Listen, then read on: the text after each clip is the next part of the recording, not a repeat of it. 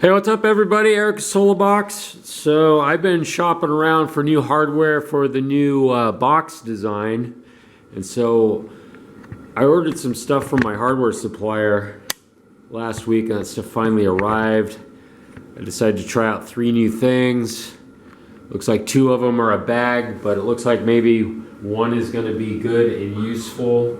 And so I was thinking about maybe trying out a new latch. They sent me the right one, the one I ordered, but I screwed up the order. This is actually supposed to have a lock in the middle of it, so there was like an LK at the end of the number, and I missed that part. But this gives me the basic idea of how this latch works, and it's not going to be something that I want to use. I don't think you can see how you attach it. There's 4 screw holes, but man, those are just tiny. If you're to look at what I typically use as a rivet, as a fastener, you see that's just not even close to fitting down into there. The metal's pretty thin. I like the look of it, and so I guess it would go up like this, but I liked the idea that the keeper, you can't get to it. It would have been hidden. If this was a little more stout, it would be something I definitely want to use. So one of the ideas with the new hardware was that I saw I could get these in black. I'm looking at a new hinge that's going to be black, and I was like, you know what? I should see about maybe doing black footman loops. So this is a footman loop that I normally use, and here's one of the black ones. What I asked for was the same footman loop but in black, and what I ended up with is actually substantially smaller, so I don't like that. If it had been the same size, it would have been a bit better, but because this latch in black isn't going to work for me, I don't really want to go to the black footman loops unless I can black out the entire thing, which would be the hinges, the footman loops, and the latch. Since the latch is a bag, I think that I will continue probably to use the rotary latch that I've been using for a while now. Here's one of those if you're not familiar. These are really good. They're super stout, reasonably priced. So I think I'll probably end up continuing to use this. If I'm going to go with this in silver, I'll continue with the footman loop that I already used, which is larger. But I do like this new hinge. And so, since I went to using hinges 2 years ago on the current model of box, I've been having to build these cable stops, which basically, when you open up the box, it keeps it from being able to tilt all the way back. One thing that's nice about this new hinge, apart from the look, I mean, this just looks a lot better. I'll show you what I've currently been using. These are really inexpensive, but I think if I'm going to do a higher quality, higher end box that's going to cost more money, I've got to bump this up. There's nothing really wrong with these. They work. They're inexpensive. They look kind of inexpensive, and I want to replace them with something better. And so this is one that caught my eye in the catalog, and so I decided to go ahead and get enough of these that I'm going to convert this box over to this hinge and try it out. A few things I like about this is that the holes are already the right size for the hardware that I use to attach them. They come with actually these little caps, and I did try this out already. You can actually hide this underneath of it. The cap will still fit. It looks like it's going to be kind of time consuming to have to put these on, 8 of them on every single box, but we'll see how that part of it goes. But one thing about this hinge that's really pretty cool is that instead of having to continue to make these cable stops, which are really time consuming, this actually has this piece of hardware on the side of it where you can set the tension in the hinge and make it harder to open and close. And so I'll be able to set the tension. And also when it goes to its full open, sorry, I'm not sure if you guys are in frame, but when it goes to its full open position, it actually makes a stop. So the lid will be coming off like this. So I'm interested to see just how this is going to look once it's in place. So I think this might be a winner. It looks at this time like to produce a set of boxes and go to this, it looks like the cost of production will go up pretty substantially. I'm thinking about probably going from a $3.99 price point to the new ones are going to be $4.99. Well, the extra $100, there's 20 of it right here in this. Alright, got the holes filled. Now it's time to try to decide exactly how I want the hinge to sit on the box. So with the old hinge, it was really easy to figure out because there's this nice gap here, and you could just set this in there backwards and figure out exactly where your holes needed to be. And you would have the pivot right in line with the pin for the hinge. On this you can see that the upper part, or actually it could go this way, but I'm going to end up calling this the smaller half of it, the upper part, and this on the body. It could have gone like this, and actually this, in terms of size, actually looked pretty good with the side of the lid, but I think I want the thicker part of it to be on the body of the box. So we're going to try it that way, I think, the first time. And to keep things simple, I think that having the pivot point just above this gap is going to be easier. I'm going to aim to put my holes right about on the center line across here. So I think what I'll do is just scribe a line across here, figure out where the first hole on each side is going to be, get them drilled and riveted on there, and then manually make sure that it's square with the top of the lid, drill the second hole, and rivet the second one in place. And that'll give me my position for the lower two. Drill them out real simple, rivet it in place, and then we'll see how it works. So let's do that.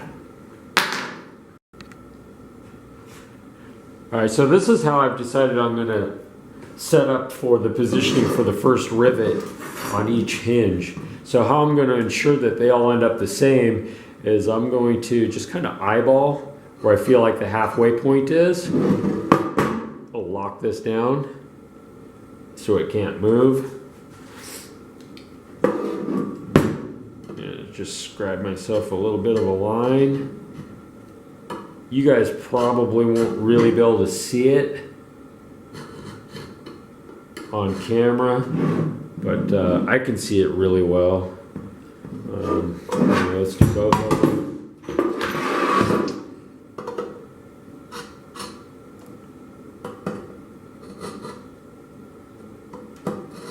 And then I need to set how far in I want each one to be. Where'd my hinge go? Thinking that I want it to sit somewhere in that area about there. So I'll unlock it. Look at this again. I want it to be about like somewhere there. Let's go ahead and open this up. Make all of them right about it. 6.52 millimeters. You guys probably can't see this. Here's how I'm going to scribe this. I'll just scribe it based on the side of the lid. And that's going to be the location point of the first hole. Normally when I build lids, I've got a jig. And the lids all get pre-drilled for almost all of the holes before they even go off to powder coating. It makes assembly so much easier. Like, I would never take the time to lay each one of them out.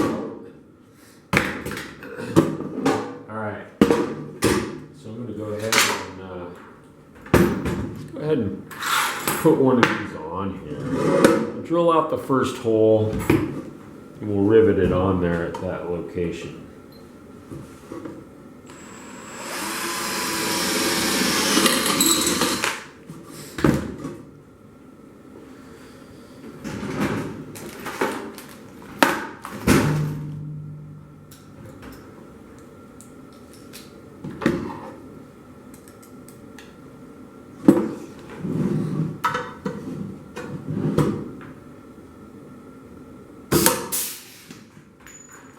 Get the second location, basically I'm just going to look at this. Is it parallel with that bend?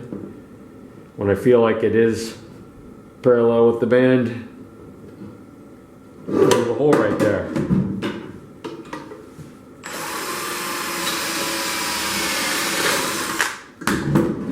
Make sure it's still parallel. Maybe just a hair off. Once again, good enough for what it's for.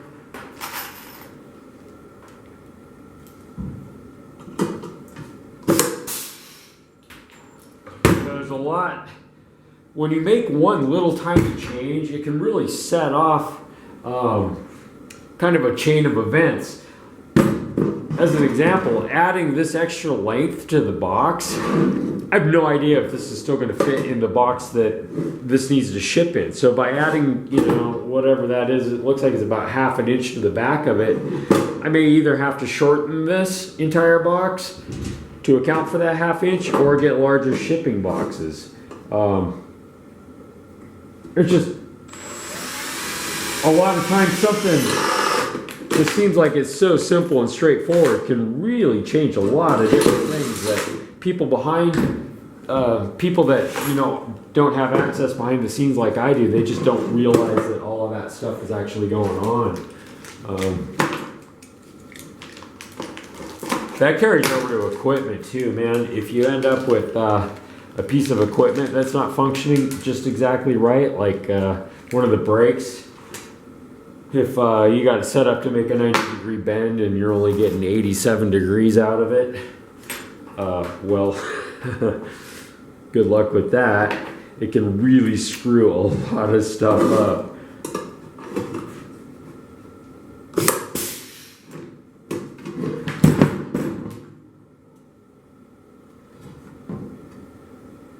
Yeah, it looks like it's on there somewhere straight.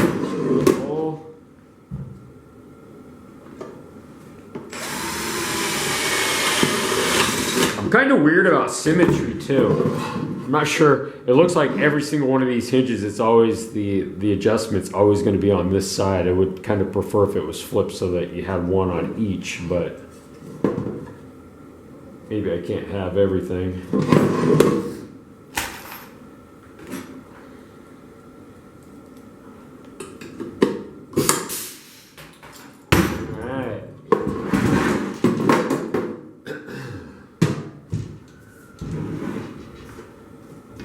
Look half bad. Tell you what, I'm going to cut this clip a little bit short.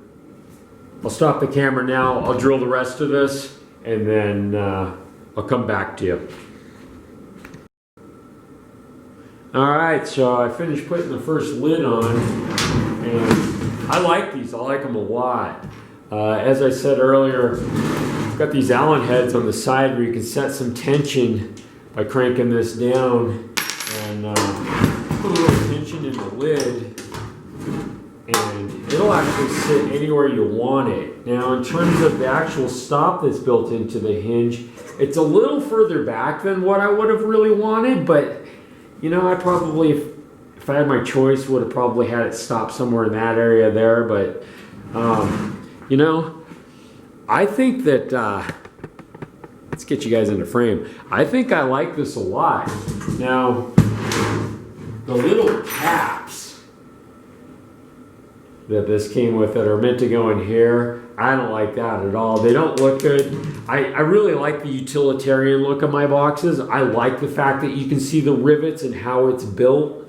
And so just trying to push these in every time would be a real pain in the ass. I probably won't want to be the person that has to set the tension every single time in these either. I'll probably ship them and let the owner set the tension.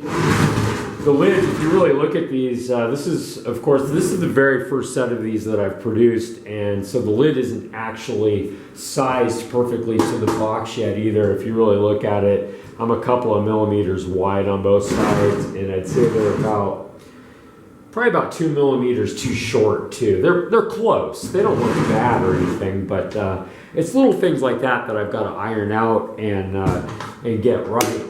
Now, one thing I am concerned about having this new hinge on here is the overall length of the box, because the cardboard that I ship these out in, I've got 20 inches by 20 inches is what I have available, unless I want to go to buying an even larger box, which is going to cost more money. Go to a larger box, I'm going to pay more for shipping, yada, yada, yada. So I may actually have to shorten the boxes slightly. This looks like it's about a 1/2 of an inch extra. I think I've got around 20 inches on the inside of the box available to me. It looks like it would fit, but I need to have a little bit of room to put some layers of cardboard to cushion things also, so that things arrive in one piece. So there's a lot of little things like that behind the scenes that I need to be thinking about. And you know, if I was forced into a position where I needed to shorten the box, the next thing you know, I'm over here at this machine, the brake, which has been completely set up to do 20-inch long, or excuse me, 18-inch long boxes. And the next thing you know, I'm going to have to get into the middle and shorten this up, because this has all been designed to do an 18-inch lid. So, I mean, you change one thing, you can really kick off some problems for yourself. So let's go ahead and see how this box looks on the KLR. We'll slip it on there really quick and open it up and see what we think. So for those of you who haven't been following along, this is my new mounting system that I just came up with. This is actually, I didn't really come up with it. This is actually more of a typical puck system like you find from other manufacturers. I made a mono puck for many years that did basically the same thing, but this is more like a universal type of a thing. Single knob on the inside of the box to install it, super easy. So that's about how this is going to look on a bike when it's open. A lot of manufacturers have open out. I don't like the idea of seeing a hinge on the outside of the box. Are you guys even in frame? I don't like seeing a hinge on the outside of it, and so I just always thought that it'd be a lot cooler to have it like an ammo can where it opens towards the end. So it feels really nice having some tension in there. You can set it right where you want it. I think that this hinge is probably going to see production. I like it a lot. And so it's going to look a lot better when I get a set of these built that are powder coated and completely finished all the way. Please excuse when you're looking at this if you're not familiar with my luggage. This is definitely really rough. This is pre-production stuff, and so I just kind of want to show you guys, I guess, a little bit of the behind the scenes of what it takes to get from point A to point B with something new. So anyway, I think that about wraps it up for today. I'm going to get back to work on some other stuff. Eric with Solobox. I'll talk to y'all later.